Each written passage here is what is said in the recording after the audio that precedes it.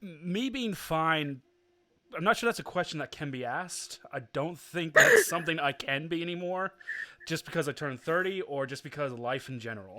um, Both. A little bit of column A, a little bit of column B. well, that's yep. We'll go with that one. Oh, Right, I just need to do something quickly. Hang on. Laptop's on the side for a second. Need to get rid of my double chin hat somehow. it's always easier said than done on camera. Once you're like, oh, relax, triple chin. That's how I get rid of my double chin. Make it higher.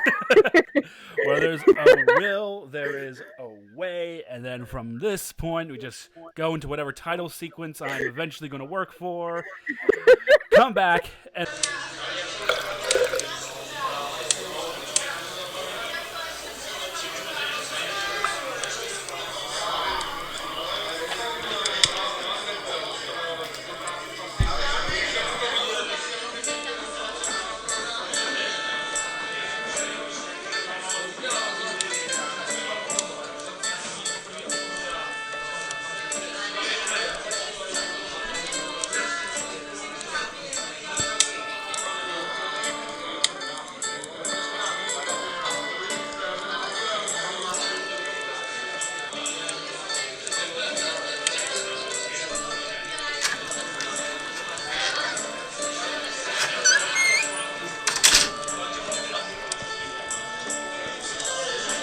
Welcome to my tavern. How can I help? And I get to say, hello everyone, welcome to this week's episode of A Day in the Tavern, the podcast I've started talking about all things wonderful, geeky, and nerd-wise, which is becoming such a big part of culture and life nowadays. This week, today, I am joined by someone who I've affectionately called my adopted sister for a number of years now, and probably the closest friend out of all of the crit takers. I give up Hannah. Hannah, thank you for joining me today. And how are you today? I'm okay. My back hurts a little bit, but that's what I get from washing two dogs this morning. Oh yeah, that sounds like it's going to be some back-breaking Especially when fun. neither of them want to get in the bath. So you have to literally manhandle them and put them in. Didn't you have to do that with dogs anyways? Last time I remember watching dogs is freaking Border Collie. And he knew what would happen. I'd be hugging him and he'd be like literally like Scooby-Dooing on me. And then the second he saw the bath, he's like, no. I was like, fun. Coffee used to be fine with it. He used to get in by himself, and now he's gotten wise to my trick, so he's just like, nah, fuck this. Oh, this is what you gotta love dogs for. Something of the sort. It's brilliant. It's brilliant. It's a wonderful way of life. So you are the person out of all the crit takers that I have known by far the longest. It's not even like a small amount of time. It's No. We've known each other now for a good 10 years now, I think. Probably longer. 11 years. 11. Coming up to 11. Yeah. You see, I turned 30 last year, so now my memories are starting to already go, and I was like, I'm sure I had another 20 years before that started happening. Excuses. But one of the things that why we got on so well straight off is both of us are massive geeks. We both like similar types of music as well, and things like that. And that was it. That's all that kind of took our friendship off, and then I think then the mutual hate at McDonald's. Oh yes, that's right. We both used to work at McDonald's local here in Barrie St. Edmunds. We both with glee hated McDonald's with the passion. I somehow managed to last 9 years. You became a manager. I couldn't. I got offered it. Disclaimer: I'm sure Tasha will find me somehow and ridicule me again after near on 9, 11, 10 years I've been away from there. But I was offered a management position and I refused because I wanted my soul back. I think it's... Soul? What's that? Oh, that's that thing that we used to have before we sold off to Satan for our powers. Gotcha. I mean, That's what I it mean, is. nothing. I mean, nothing at all. Nothing about Satan and Lucifer and devil worshipping and witches and stuff. No, not here. No, so, that's true. so, so you've been one of my closest friends, and while I know how you got into D&D properly, Mm. not everyone out there is going to know how. So, would you like to? Screaming cookie. So, would you like to explain to our fans, viewers, whatever you want to call them, right now at this point, how you got into Dungeons and Dragons? So basically, I was going through a really shit point in my life, and so to try and get me out of my little hole, this lovely person here decided to go, wait, you're coming to join this. You have no choice. And I'm glad I didn't have a choice. Because I wouldn't have met Cara, Tilly, Neil, and Spink. Definitely not Ant. Yep. And I'd probably still be a. Actually, no, I am still a wreck now, but even more so. Life will be life. You can sail through life quite easily being a wreck and just only putting the face on for 5-10 minutes a day, especially at the minutes. I mean, we have to do it for we have to put on our faces and brave and yeah, we're fine people for an hour, but like this, because I had to convince everyone that I've seen the sunlight at least once this week. yeah, it is. Yeah, I recorded this on a Friday this week, and it's like, so long away from actual proper, constructive, normal work that I've kind of days just meld so badly for me. Yep. Well, considering I've done 4 days, well, 48 hours in 4 days, this is probably one of my only days off. Yeah. 12-hour shifts. Yeah, I was just trying to work that in my head. That doesn't. No. That's 4 12-hour shifts, one after the other. Yeah, I've been there. That's not a pretty sight, even in the slightest. Yeah, but to be fair, in those shifts, I'm pretty much doing absolutely fuck all anyway. No, you're not. You mean you are making sure you're doing your job properly and deliberate, making sure because your job is important. Yes, a job that I'm technically not allowed to talk about, so we're going to avoid that one. Well, this is all things geeky, anyways. So what has been your experience as one of the most newish person to D&D at the table?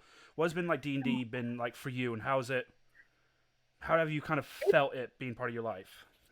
It's been fun, crazy, random at points, and a little bit of what the fuck. I think that's probably the best way to describe Dungeons and Dragons. I think. Well, yeah.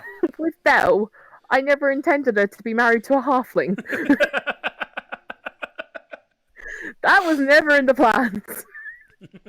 This is so brilliant about Dungeons and Dragons is you have no idea what the plan's going to be. It's just going to happen. It's amazing and brilliant. And I mean, I sit here as the DM, and the stuff you guys pull out. I mean, I think the first time you and Kara met, which I think was the second proper session. Yeah, because I couldn't come to the first one. Yeah, that I did after not last year before. Fucking hell. Really? Yeah. Yeah, exactly. And I just remember the two of you getting on straight away so well. Oh, sorry, I have a dog that's just arrived. Hey, animals are more than welcome on this show. Look, you say that one's slowly creeping closer to me right now. Yep. Well, animals. You gotta love them. Yeah, but I remember you and Kara hitting it off so well straight away, and then your characters just encouraged the other. And I mean, I am an enabler. Yeah, and I mean, this is before we established like backstories for everyone as well. So I was still trying to like set up like the world, or at least the main part of the world that you guys are going to be exploring. And then That was fun. And then the backstories came in, which added so much more to your characters. It was brilliant. And then having to play like your parents and just be the case of, oh well, I don't even know what to do anymore. This is just. Oh no, got daddy issues again. stuff happens.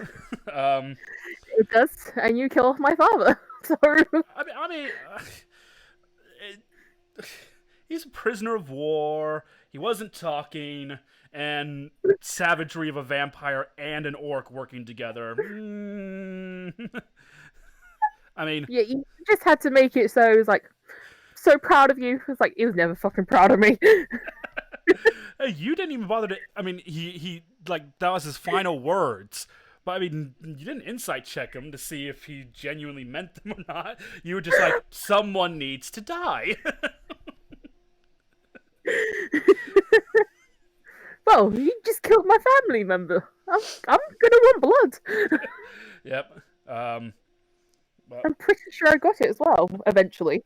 yeah, you were the final one that killed Baron Davor.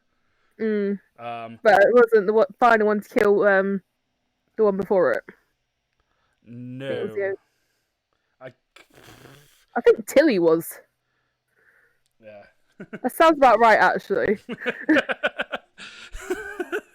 So I just got reminiscences. If anyone wants this is one of the episodes we do actually have up, where the entire fight with this Baron vampire lord, Tilly and Neil's character during that entire fight.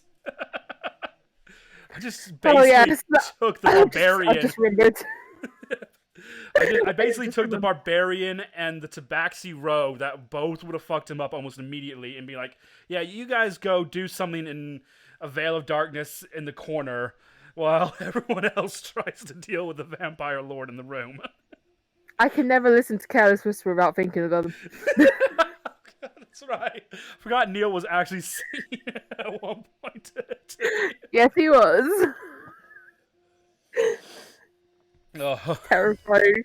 It's brilliant, and it's things like that, and it was role played so well by everybody. This is what I like so much about it. Is like there it is, 4 hours.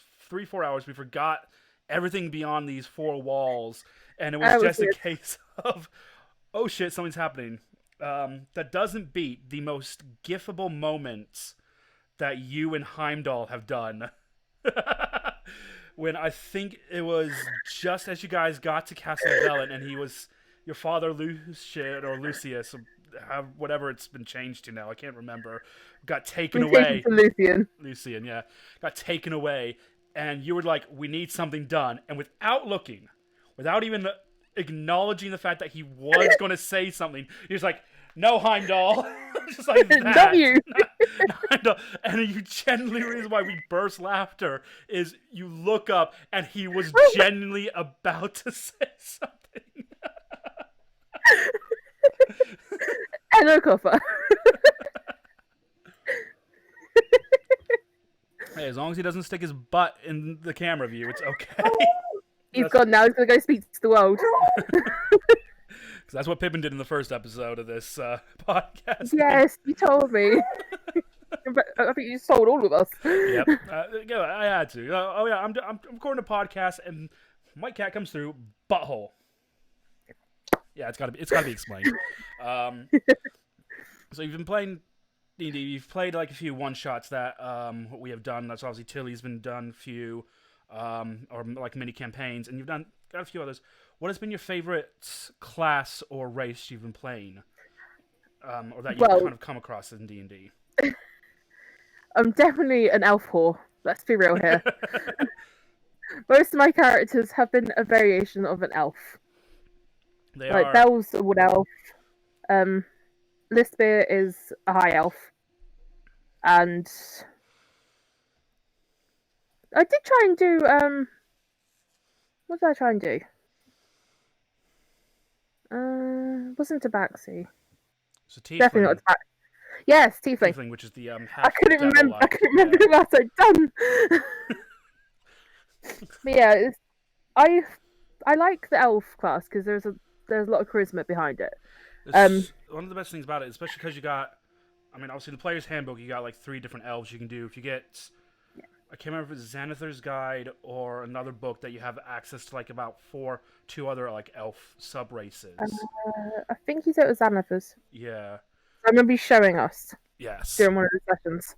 Um, so it's like other like elves are just so enriched because of obviously the long lives. So you can just Mm. so much you can throw into the works of a storytelling or someone's backstory of, well, I'm an elf this many years old, and this is what I've done so far. I mean, not great when you're doing a level 1 character. And it's like, well, you can't really do grand sagas as a level 1 character and then probably die to a gelatinous cube. Um, I mean, that'd be a good way to die. slow, being slowly dissolved in a physical cube of like acid, like is. I just don't see how that would be a good way to die, because that'd be a slow and painful death as well. Fine, we'll go with the thing that you shared on Facebook a few days ago.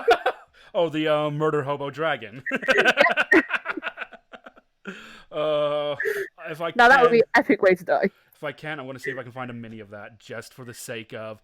Oh, Okay, please do it. done. Okay, that's I've had enough. TPK tonight, guys. Be ready to roll a new character. No, I would never be that cruel to purposely put you guys in a TPK moment. I don't know if we pissed you off enough like we have in the past. I think you would. Well, it nearly happened because we did. I think I've explained this once or twice. Is we did a mini campaign based off Monty Python's Holy Grail, and at the very end of that, it was so close to a not necessarily a TPK, because Tilly's character turned on all of you at the very end, which was. And he wonders why I want to murder him all the time. You're the guys who play Among Us all the fucking time, so. We haven't played for a couple of weeks, so I've been good. Yeah, but yeah, and it's like you were literally the last person. You found the Grail, got granted 3 wishes, managed to get the other 2 back up on their feet, and they're like, okay, now you can win this. And now you're gonna die. But that was brilliant. You turn on us, we kill you. What's been your favorite class? Because you've played, I mean, a mixture of a few classes. I mean, especially in the Monty Python one, where you all literally just like, well, we're all going to make these really messed up multi-class race players. So, whilst I do love my sorcerer, I have really enjoyed playing ranger recently. So you've really, really leaned into Ranger, which is kind of good because Ranger's like usually the one that gets a lot of the slack, especially like the original incarnation when you go like Beastmaster Ranger, which I mean I agree with a lot of people. It's like it's the laws on or the rules written for Beastmaster Ranger are just pointless. It's just like no you. Any DM who goes like, oh, we're gonna go buy the book on that one, and I'm just like, you're really gonna, yeah, they're never gonna want to play Ranger, mate.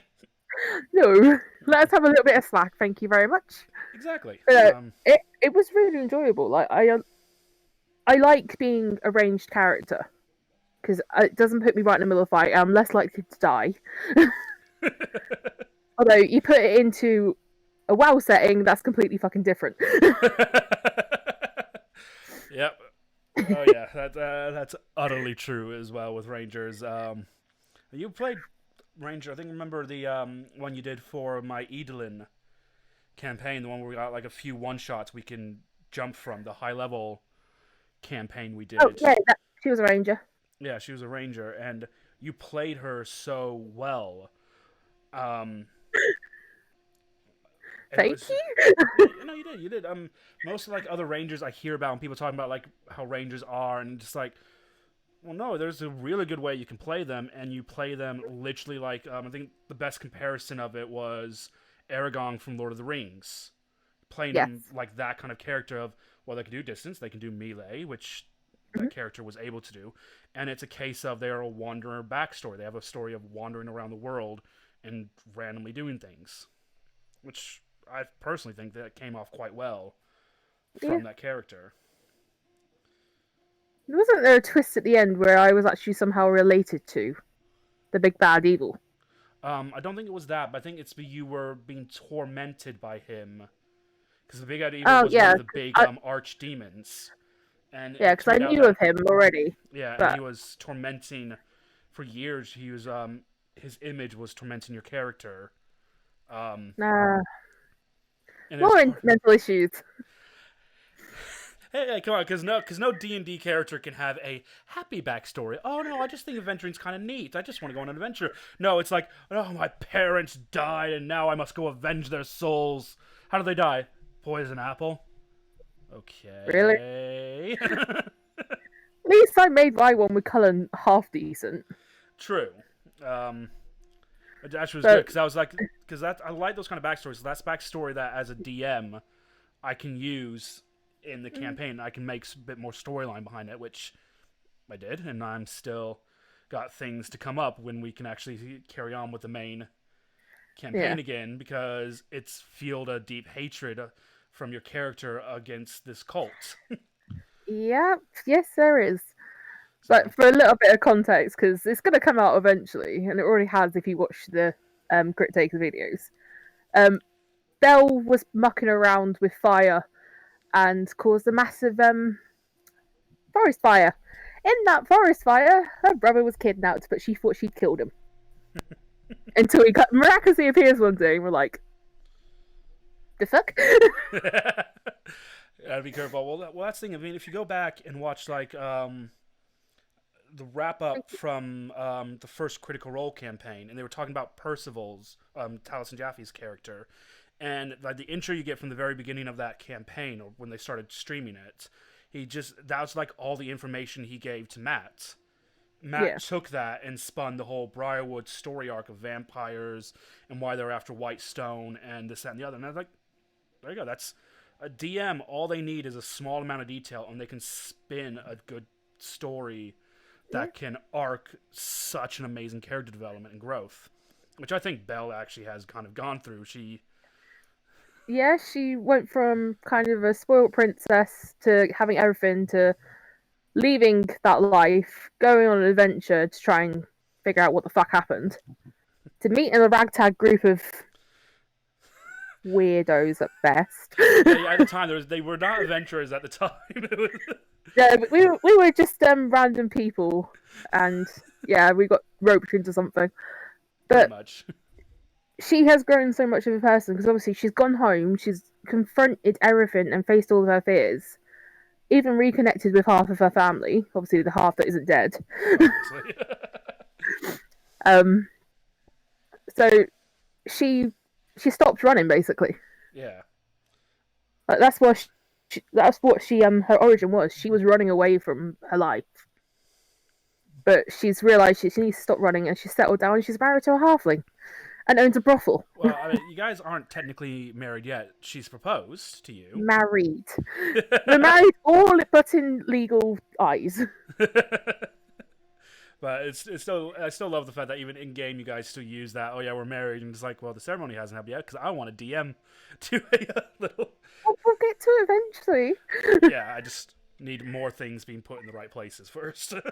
Exactly, and we also need to stop fucking off every 2 seconds to go do something. Well, that's always easier said than done when you decide to take on a life of adventuring and travel. It kind of goes with the name of Golden Marauders. True. Plus Heimdall. So, as we was established, you've not been playing D&D as long as like Sam or Neil, who've been playing it like for years now. But you're like me; you've only kind of stuck with 5th edition, as well, which is also the latest edition. Have you ever found like any races that you wouldn't play, like for any reason, or any like subclasses of classes that you wouldn't go for? I wouldn't play like dwarves or Goliaths. I don't think I'd quite ever like get on with them because for me it feels like it's really restricted on what you can do. But that could just be completely wrong in other people's eyes. But I think I know where you're kind of getting that, and I had the same simulation because we're both World of Warcraft players as well. That's one of the other things that we kind of majorly geeked out together on. And in World of Warcraft, it's like there's certain classes you can't play as if you play as certain races. Like you can't be an orc and a paladin, which annoys the fuck out of me because it's like, well, okay, the new orcs, the Magor orcs, you can be a priest, but they're warrior. They're a warrior race. Yes. Why are they not paladins? But couldn't tell you. Yeah. But it stems to that, and to me, that's why I got attracted to like D&D. Is like, oh, I can create a player of any race, and I'm not limited on what class this race can be. So that was like an interesting thought. But at the same time, it does limit because you do the way like your bonuses, so like your bonuses to your stats with certain races. So like obviously elves are very dexterous, dwarves and Goliaths are very strong. So it does pigeonhole you a little bit on where you want to go, unless you want to go against the stereotype, which I've done a few times when making characters. It's like with dwarves, like it stems not only from World of Warcraft but other games that I've played. Yeah. So dwarves can't do magic, as far as I'm aware. Like from Dragon Age, it's straight off no, you Yep. can't do magic as a dwarf. In WoW, I'm pretty sure there is not a class for dwarves being mages.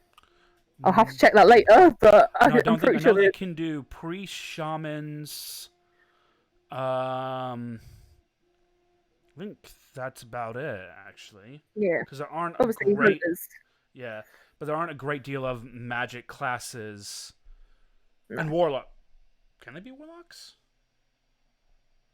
I've not been on WoW since the last expansion launch. So I don't play Alliance. I'm a horde carry person. I I'm play both. faithful. You know, I play both.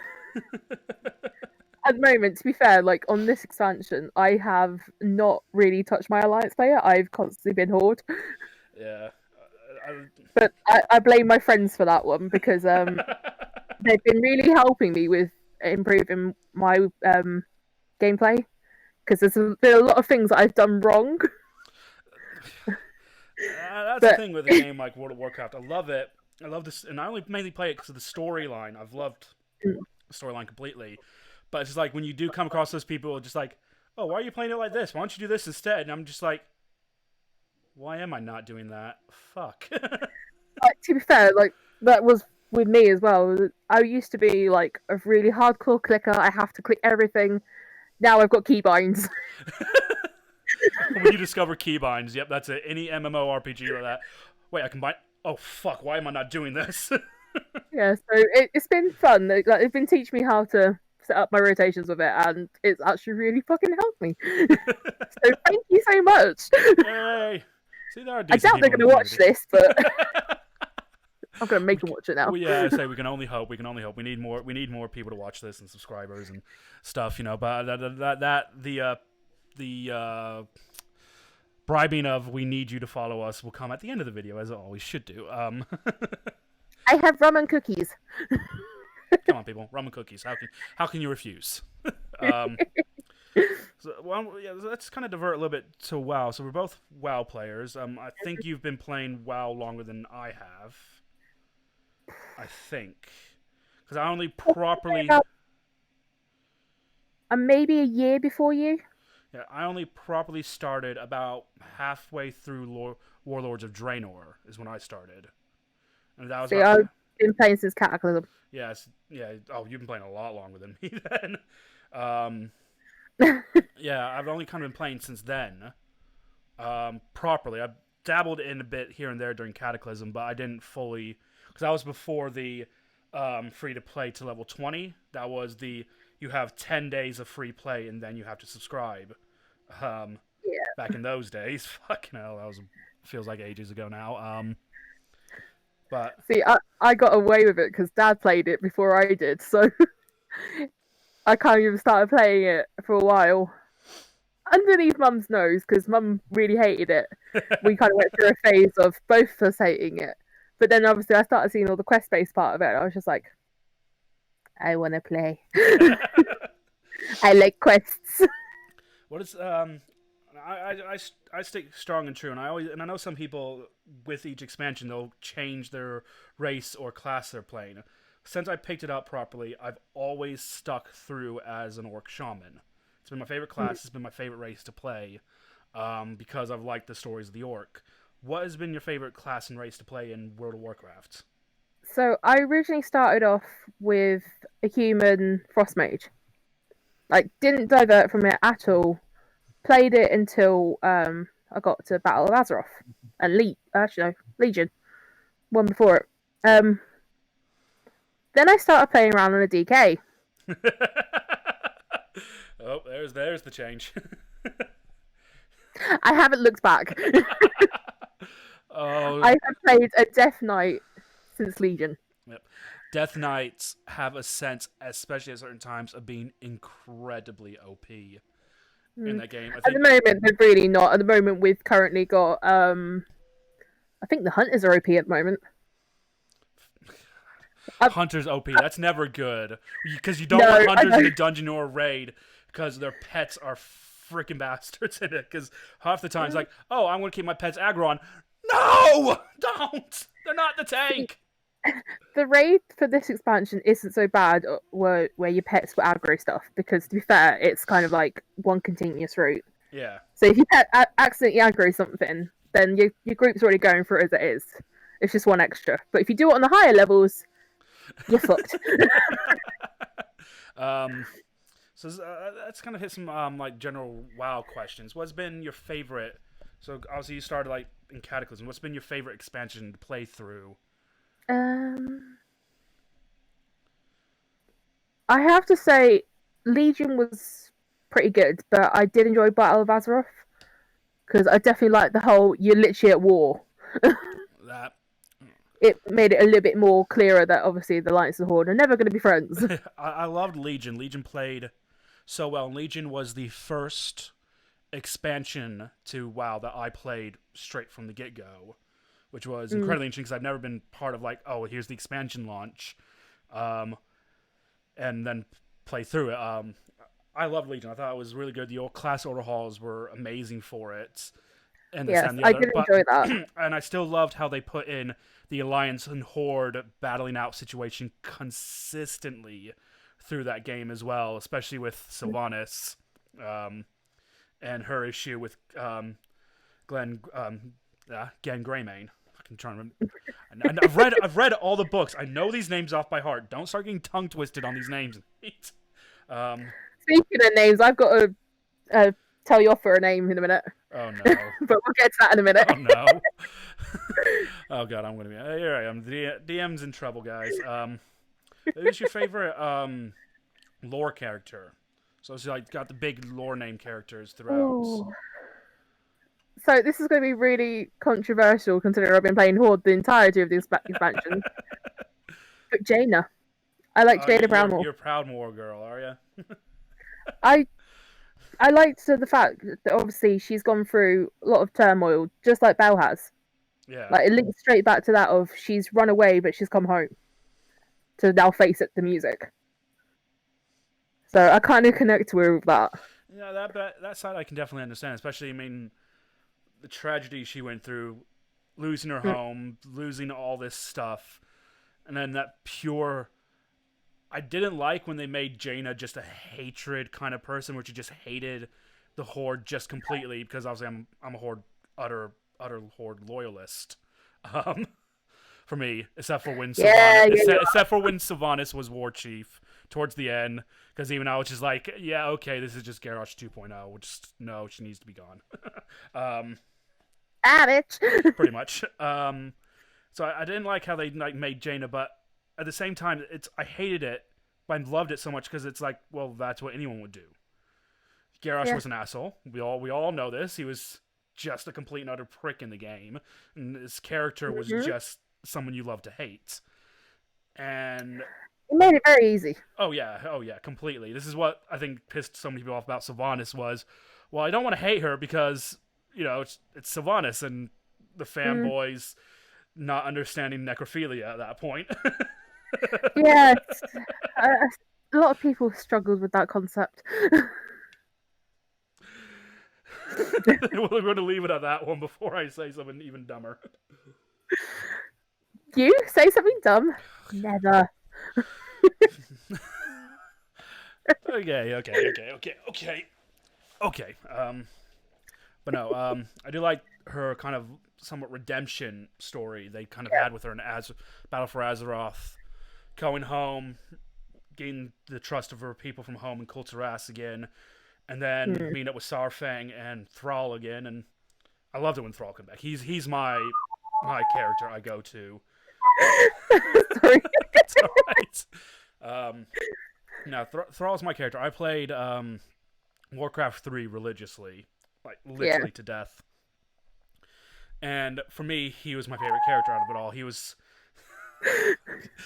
someone who was like always on the sense of redemption. He's trying to free his people. Sorry, Adam's just come back from the shops. It's alright.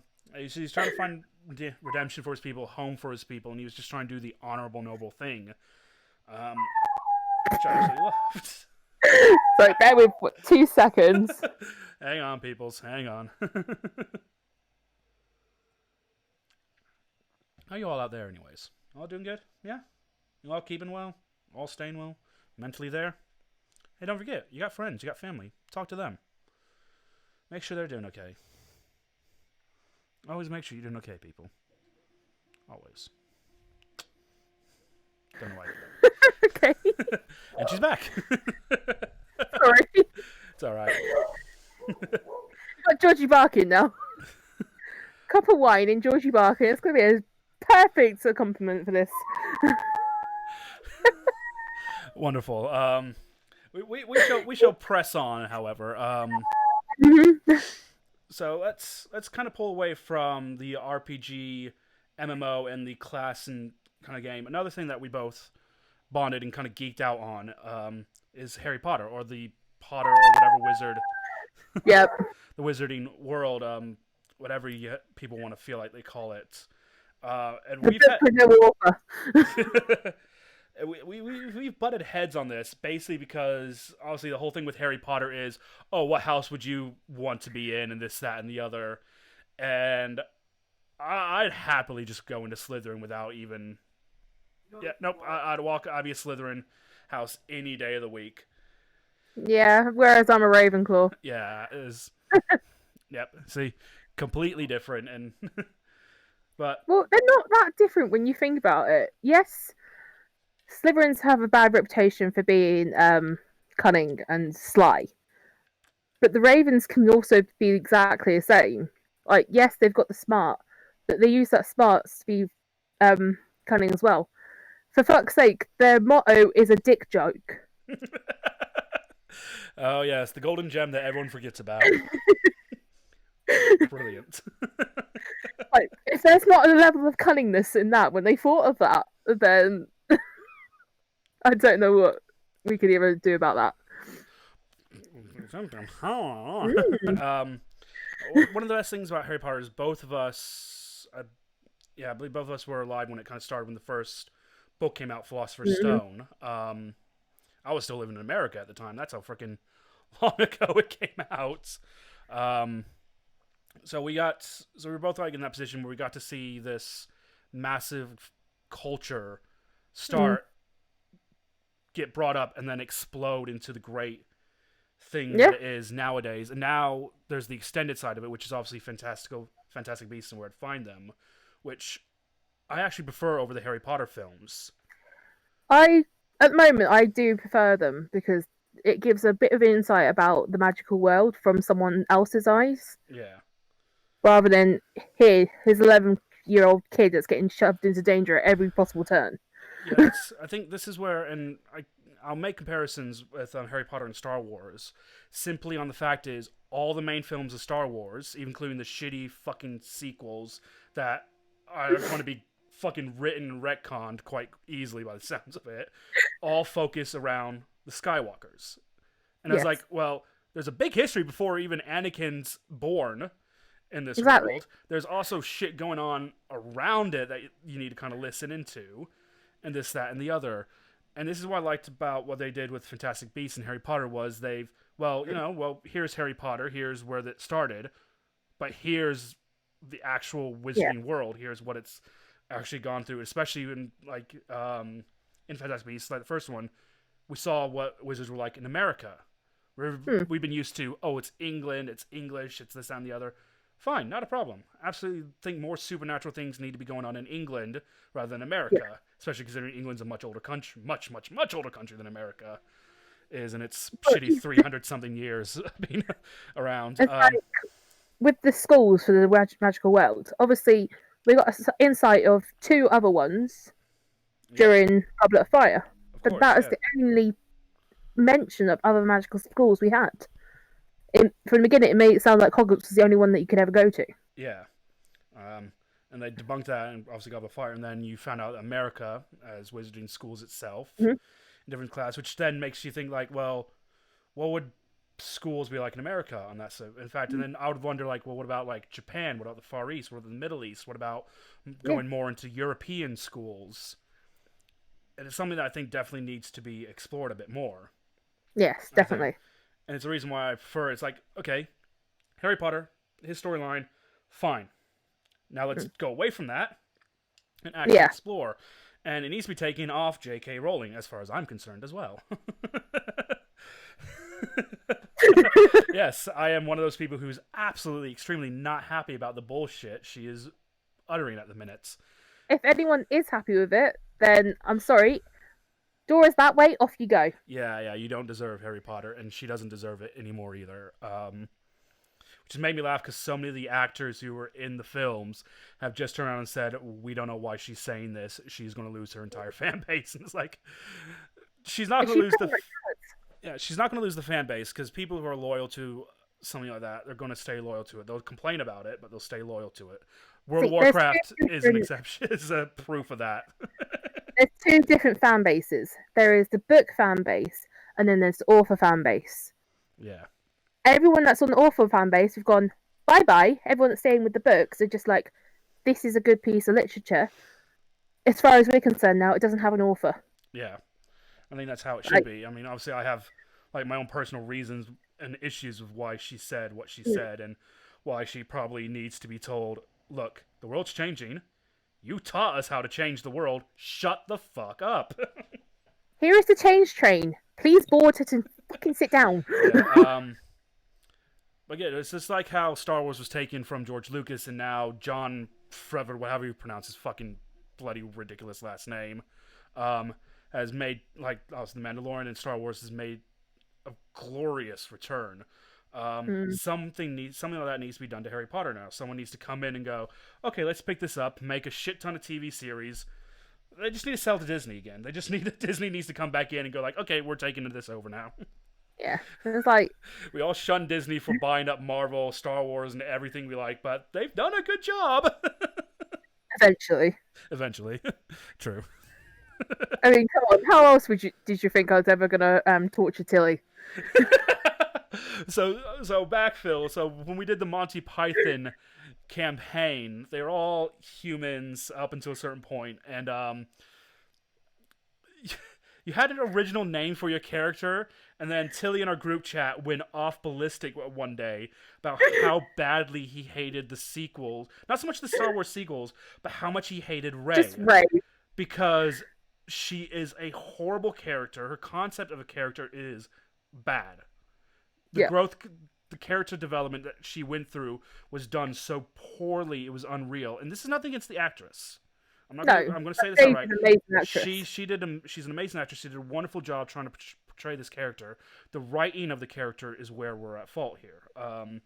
Horrible character development, and I don't know why. It's like I've never met the actress, but you can see that she's not like a thick woman. She's thin. She's very athletic, and this, that, and the other. So why is she swinging a lightsaber around like a fucking baseball bat or a battle axe in a fucking Goliath barbarian's hands? It's a fun. I get there are Jedi out there who will swing with heavy. Further that, there's a lot of different sword styles, but she doesn't. You wouldn't put that in her role. No, it's like her skinniness definitely worked with the fact that she lived on Jakku, and she was abandoned, and obviously the food crisis and everything. Yeah. But for the rest of it, it's just like this doesn't work. It's not the same. It was, to me, a lot like they just took episodes 4, 5, and 6 and go, you know what, they did really good there. Let's try and redo all of that. It did feel a little bit like that. I'll admit that the last one didn't. The last one felt a lot more original, and I didn't hate the last one completely. But there were bits involving Rey that I'm just like, come on, just stop. Stop making every protagonist Jedi, oh, the dark side's there. There's several Jedi who were never freaking beckoned by the dark side, even slightest. Every protagonist we follow has to be. I do not understand the fucking kiss. Like, Yeah, where the hell did that even come from? it started. It started in the Last Jedi when they were having their whatever weird talks through literal time and space. They're Um, dryad talks. yeah, but it's just like There was I never everything to suggest that they were going to eventually no, end up fucking kissing. that's true, and I hate the cliche of a lot of action films. We have to make every action film there has to be some passionate kiss between two star-crossed lovers or this and the other. It's like, no, you're taking away from what the action film's about. There is lightsabers, there is bloodshed, there is no fucking romance. This is not Leia. And that's not the area we want to see romance in. We're waiting for Obi-Wan Kenobi in that one with whatever Mandalorian chick he was destined to fuck or whatever. Oh my god. I've already probably said in this on this podcast how much I don't like the sequels, but when I have Star Wars moments, I have to watch them until something better than then comes out, which has been told we're going to get because we need it. And the sequels need to be retconned because we can't have Baby Yoda being killed off now. Baby Yoda. We can't. Come on. After that and everything, it's just like, come on. No. I'm so looking forward to the first season of Mandalorian. I want to see Grogu's training. So do I. So badly need to see this. Which leads me on to that name mistake that you made. So in Tilly's one, because I kind of watched it this morning just to see what I'd be getting myself into today. Yeah. Winter Soldier is played by Sebastian Stan, not Sebastian Shaw. Sebastian Shaw. I know. I've now realized that Sebastian Shaw is a character in Marvel, in the X-Men, part of the X-Men franchise, and this that. Yeah, you're right. I'm wrong. I was wrong on that one. Fuck's sake, stupid of me. Hoping nobody would pick on that. I'm surprised out of the people who've watched it, no one's caught me on that. I think they're probably being too kind. And to be fair, I did have to go back and be like, did he say Sebastian Shaw? Yeah, I did. I can now remember back to the other week, and it's like, oh shit, it's Shaw, not fuck's sake, mate. Yep. Yeah, totally deserve that slap around the head for that one. But Luckily it's a virtual one, not an actual one, because it probably would have hurt otherwise. Well, I'm sure you'll hold on to it the next time you actually physically see me. Yeah, slap and then a hug. Or the other way. He's like, oh, hug, because I'll probably have forgotten about it by that point. You give me the hug and go, oh yeah, one more thing. And then I'll be like, and then another hug to make up for it. Yeah, probably. This is a slight insight to the world that me and Hannah have lived. I mean, it's not as bad as some of our absolutely majorly messy nights out we used to have back when I was still working at Cafe Rouge. And oh man, those were some very yeah. The night that we crashed the McDonald's party that I decided not to go to, but then because you wanted to go to crash it, I had to. That's right. I did acoustic gig beforehand, didn't I? Yeah. Matt and I think a few others. Oh god, I can't remember. Tash was definitely there because you kept buying you drinks. She had, which just made me laugh so much. She only partly got on with me when I worked there, for whatever reason. Not something I wanted to dig into on why or whatever. And then I left. Then I started becoming really good friends with her husband, Neil's cousin or brother or something, a guy called Clive, who I'm really good friends with. And then I crashed that night, and she had no idea what I was like on a night out. And then she just wanted to see how far I could take it. And I was like, well, hey, it saves me money. Yeah, it did. I remember it well because you bought me takeaway after. Oh, man. Oh. That was a fun night, though. Yeah. I'm not sure I can remember anything else from that night. No. All I remember is Tash buying drinks, you licking my cheek, and then takeaway. Yeah, that sounds about right, actually. Well, insight to what you night. And James got me. My friend James. Yes, James. Yes. Oh, that's right. We were both standing one on either side, Yep. and I just looked at James. And go, hey, James, you know what we should do? What? 1, 2, 3, lick, and we both licked you at the same time. You both probably got slapped for that one as well. Right in the middle of vision. It was hilarious. Oh man. I thought it hilarious, but I didn't. That's why you both got slapped for it. Yep. Oh man, that was brilliant. Old days. Old. Yeah. But we're digressing from geeky stuff now. Yeah, we are. We slightly are, but I mean, we're both like massive geeks on the point. I think no matter what we end up talking about, it's going to revert back to we are geeks. We are proud. Yeah. So obviously, I know a bit more. So what? So, brother, last thing before we get onto my little questionnaire of random geek questions. Oh What dear. is one of the other like big geek things you geek out most about? They just have that big penchant for, and like every time you hear more news about it coming out, you're like, well, I got to find this out now. And Dragon Age. Dragon Age, love the games. Without a doubt, Dragon Age. Like, there's been very little news at the moment, but when there is something, I'm like, oh, I have to know more. Yep. I've recently played Dragon Age Inquisition. Yeah, Inquisition, because it's on Game Pass on my Xbox. So I've been playing through that a fair bit recently. This was before I bought Assassin's Creed Valhalla, and literally spent near on 70 hours within a week playing that. Oh Because dear. I'm furloughed at the minute, and I've got nothing else majorly going on I need to sit down and really do at the minute, because everything else is just like on a mixture of autopilot and, well, Yep. but yeah, Dragon Age, I've played only a few of the games, but it's amazing world, amazing storyline behind it. And there's a Dragon Age 4 coming out. Yeah, that's where we keep getting little tidbits. Like, it's nothing completely confirmed yet, because we've been waiting a few years already for it to even be announced. But from the end of Dragon Age Inquisition, it was already teased that there was going to be a fourth one. They're doing that with a lot of games now, aren't they? They're at the end of any game, there's always that tease of, well, we got the next game in the line coming up. Here's the possibility it might come. It's like there was a point where it was completely vetoed because the storyline they had, it didn't work. So they was like, right, we're going to stop. We're going to start from scratch and go back to the storyboards. And now they've got that story set in stone. It's now a case of creating that world, getting obviously all the characters, because I think it's set a fair few years in the future.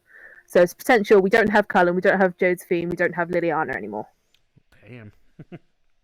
I hope we have Liliana because she's one of my favorites. Well, that will be seen. It's like it's one of those. How are we going to play it, considering of who you put on the seat of Divine? So if you put Vivian, fucking hated her. Then you probably still have Liliana, but she might also have gone off on her own path. True. If you put Liliana on, then you've pissed off Cassandra, and Cassandra leaves you. If you put Cassandra on, then fuck knows what's going to happen. So many variables. I think that's always the issue with games like that, where you kind of decide what happens, because when they come with the next game, well, they're going to have like a story. So unless like how they did with the start of Inquisition, where the Divine died straight off the bat, it's like, well, what's going to happen? There's going to be like an official, well, this is what actually happened, kind of thing, and how it actually goes down. Sorry if you picked something else, but this is how we want to do it. And it's like, I mean, it's game logic. You kind of get that, but you can only fight it so much. Like, when you do the first one and then on the second one, you do have an option to link those two games. So from whatever choices you made in the first game, it affects how you start the second game. I like games that do that. I like the games that give the player an actual choice on how things are going to be done. So I'm glad they started doing it like WoW a little bit, where especially in Battle for Azeroth, you had the Sylvanas loyalty stuff in the Horde, and things like that, and they actually had different storylines and quest lines Mhm. for it as well, which made it feel actual. Okay, yeah, this feels like, But oh, we're just not another cog in the machine. That it doesn't matter what we do. This is what's going to happen regardless. yeah, what I also liked about that WoW storyline is once you started one of them, you couldn't swap back. Yeah, that was brilliant. A It lot was of like you've set your loyalty right now. You can't just go. Actually, no, I don't want to follow Sylvanas anymore. I have to now finish that off. So it also made you create another character just to see more sides of the story. that's what I was going to say. That's the one thing I've liked about WoW is you can genuinely do it. And now they have the new leveling system, which probably means I'm actually going to take a bit of time to actually level my other my alts because I don't like leveling alts because I forget how to play my main when I do that. But and because it's like, okay, we're at level 120, right? Well, to get a character up to that, I have to literally play through near on every expansion up to a point, and then go, okay, now I need to move. This is like, I hated that. Now it's like, okay, pick an expansion, you do that expansion, that'll get your character up to max level, done. Yeah. Perfect. But again, it was like, well, you could literally you could make the exact same character 3 or 4 times and have it play out in different ways every single time. But what I do enjoy about the leveling system at the moment in WoW, yes, you've got your 50 to 60 being in Shadowlands, but you can completely skip all the storyline and just do what you want, what covenant you want. Yeah. You can also swap covenants now rather than I you're was stuck with glad. this one. Yeah, I was glad they kind of changed that. Although my main I won't be changing just because for the sake of it's Maldraxxus. I'm sorry, it's an orc. Draka, fucking Thrall's mom is there. I'm not abandoning. I geek out on Thrall. He's my favorite character in WoW. I know. But I had to go for Fenrir because vampires. Yeah, and I was thinking about for ages, and then I was looking at Ardenweald a bit, only because Bastion, as much as the little owls in Bastion look so cute, just not my style at all. They're more useful than you think they are. I know, I can imagine they are, and I'll probably take my Paladin whenever I get back around to playing. I'll probably take my Paladin to Bastion. But that's everything. Nope. I've settled my things with my Shaman, and that's how it's going to be. You have to tell me when you're next playing so we can actually play together. I have to jump on and actually redo my subscription, but it's like it probably won't be for a while yet. Anyways, just because, like I said, I'm on Assassin's Creed Valhalla at the minute. I'm playing through that because Pagan, absolutely loving the storyline, and you actually get to go to Asgard in that game. So it's like, cool. I get to see these guys' representation of what Asgard is, and this, that, and the other, and it's been wonderful. But yes, I have here people who have watched the few episodes I've done already know that it was Spink, Neil, and Tilly. I have 10 questions here that I come up with, all based around geek cultures and geeky-based things. It's similar to, if you ever watched Inside the Actor's Studio with James Lipton, he would get the celebrities at the very end 10 questions that they would answer. And this is similar to that, but this is all geek stuff. This isn't just like random questions like what your favorite word is. It's a little bit more in depth. So answer these in your own time. Take, and I've said quick fire, but just like some of these questions you do need to think on a bit. So it's like, so in your time. the questions are quick fire, the answers aren't. Oh yeah. So, first question. Other than human, and I think I already know the answer to this one, what race would you like to be? Would you like to guess? Elf. Elf for the win. Always going to be the way. If I you just love them. That's understandable. Elves are very, very sophisticated and very posh. Yeah, posh race. Everything that I'm not. What superpower would you most like? Telekinesis. I want to be able to throw shit. Power of mind. And have things just brought to me. So, like, I've got something over the other side of the room that I really want to get, but I don't want to leave the comfort of my bed. So I'm just like, come here. How would you? It's convenient. So this is like a little extra question onto that one. So how would you have those kind of powers, would you be like have to usually physically your hand, like in the Force, using the Force in Star Wars, or would it just be like you just will it with your mind and it happens? I think I like a little bit of both. So there come times where you just want to do it on the sly, so you're not having to see people actually move. But then if you want to show off, you can be like, "Come here." Brilliant. This is another answer that I will probably know, but viewers may not. If you could be a spellcaster, what kind would you be? Ooh, ice. Ice magic? Yeah.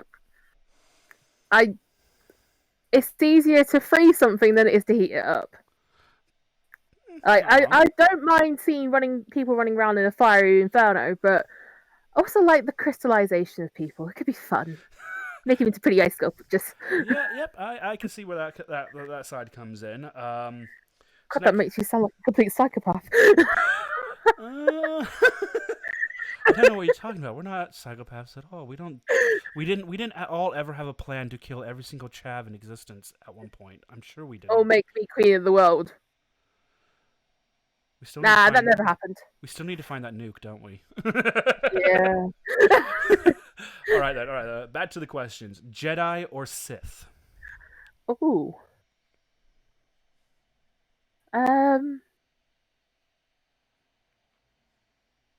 I'd have to say Jedi. The light side of the Force. Everyone has said Sith. I am going with Jedi. Well, to be fair, Neil said Grey Jedi, so he's with me on that one. I would be in the middle. I would be. Oh, I didn't know that was an option. Well, that is an option, but it's still. I mean, I don't know whether it's actual proper canon in Star Wars at the minute, but it's the line I would walk down. I'd rather be Grey Jedi and be like, no, it's all about the Force. It's not about self. It's not about outward care for others and selflessness, and it's not about selfishness. It's about the Force. See, now that I know that's technically an option, definitely Grey Jedi, because Jedi is too harsh of a term of you have to follow this ideal. Yeah. Whereas if you're a Grey Jedi, you're taking stuff from what's around you. So obviously with Jedi, you're not allowed to fall in love. Whereas Sith, they're like, yeah, whatever. Basically. Like, love is a powerful thing. And that could severely enhance your powers. Just like if you have a connection with nature. It's all around you. Exactly. So it helps. There is no light and dark. There's just grey. I always love that concept. Which superhero would you like to be the sidekick of? Oh, I don't know.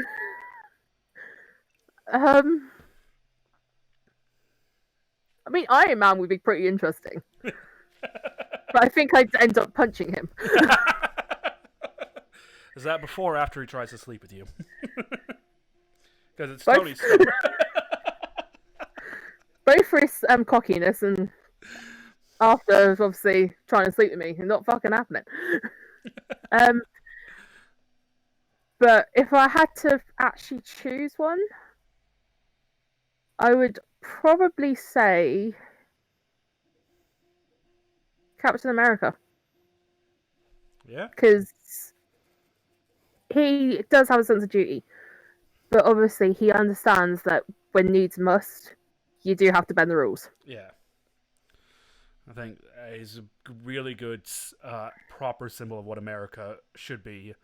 Fighting for your country, but realizing that when it's time to change, to understand and be with the change and not fight against it, like exactly. Certain people. Yeah, we're not going into politics. Nope. I distinctly said that the show will not have politics side of it into it.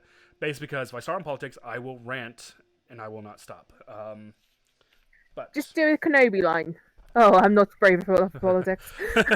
Oh, no. I'm not brave enough to deal with politicians. But, okay, we'll kind of stick to that vein. Marvel or DC? Marvel. I don't even have to think about that one. I'm sorry. Batman and Superman absolutely love their universes.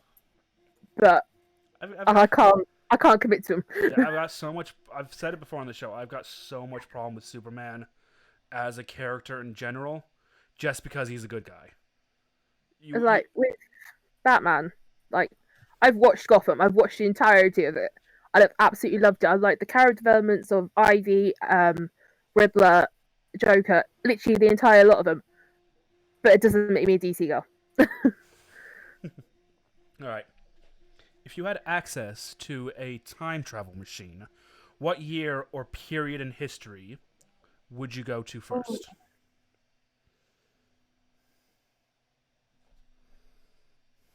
Don't know actually. Probably the 1500s, around the time of the Tudors. Yeah.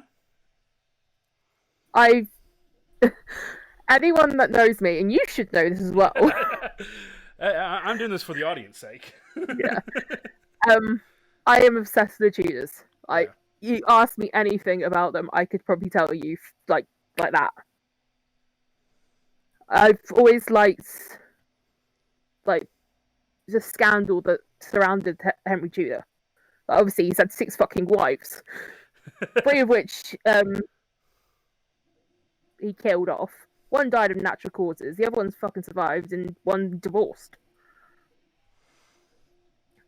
It's like Oh yeah. when I say 3 of them killed off, technically Anne of Cleves. No, not Anne of Cleves. Anne of Cleves got divorced. Catherine of Aragon, he killed her off with a broken heart.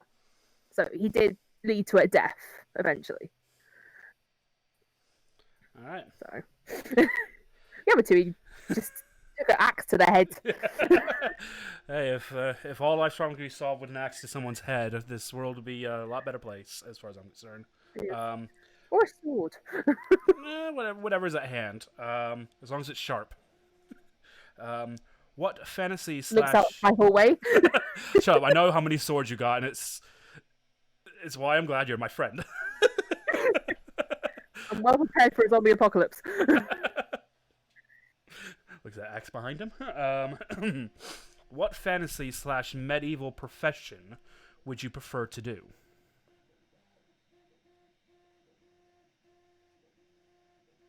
Medicine. Apothecary. Mm. Well, I say apothecary. Medicine would probably be obviously into doctor or things like that. Apothecary is in that line, but not necessarily. Well, I would never have been able to be a doctor because I'm not a man. You'd be called a witch again, which we all. I mean, technically. That'd be cool. Okay, let's go from the past directly into the future. If you were on a space or starship, what would your job title be? Complete nut job. Hey, every ship needs one. No, I like to work in like the engineering department. I do like playing around with stuff. I like making stuff, fixing stuff. But if I had to choose a profession on board the starship, I doubt there'd be a professional cross stitcher on that job list. So engineering's gonna have to work. You'd be the first. Cool. So the last one, and this is the one I say that defines the person quite a bit. One day you wake up in a different world or universe. Which one would you like to be waking up in? Narnia. Yep. That's a very acceptable answer. I mean, I could say Tolkien's universe because it's got dwarves, elves, centaurs, you name it. Whereas Narnian universe has everything. Oh yeah. Like, it's got the fucking talking animals. Hey, who doesn't love talking animals unless you're in South Park? Then you run. It's like, yes, it's still got its elves, it's still got its centaurs, it's still got its dwarves. But there's a bit more depth there and more races, so to speak. Like, I love Tolkien's universe, don't get me wrong, but there's something about Narnia that I'd absolutely adore living in. Well, that answers those 10 questions, and I want to give thanks to Hannah for joining me today on this little interview thing. Got one You're welcome. crit taker left to interview, and Exactly. I would have got roped into it eventually. yep. Kicking and screaming. Hey, isn't that how we do everything nowadays? Kicking and screaming. Yeah. It's a lot more fun than just blatantly going into it. Thank you for joining me today. Thank you everyone for watching this video, watching the last few videos that I've posted up onto this podcast thing. Please remember to like, subscribe, go to our Facebook pages, Day in the Tavern and Crit Takers. Follow both of them for all the latest information, although we're not posting too much at the minute, obviously due to a pandemic. We've not got the world's greatest amount going on, but a second we can get back together and start doing stuff again, the page will become active as fuck. And this and the other. We can only hope. We can only hope. But please, if you want to kind of watch the other episodes and find out when the next episodes are being posted up, subscribe, hit the bell, and I'll put somewhere like right here with my hand. You can't see my hand. It's like right here in this little black darkened space here. There should be a little subscribe button, and on this side of me, there should be a couple of links to some playlists and videos that were worth checking out on our page. So until the next time you're around, keep well and keep drinking. See ya.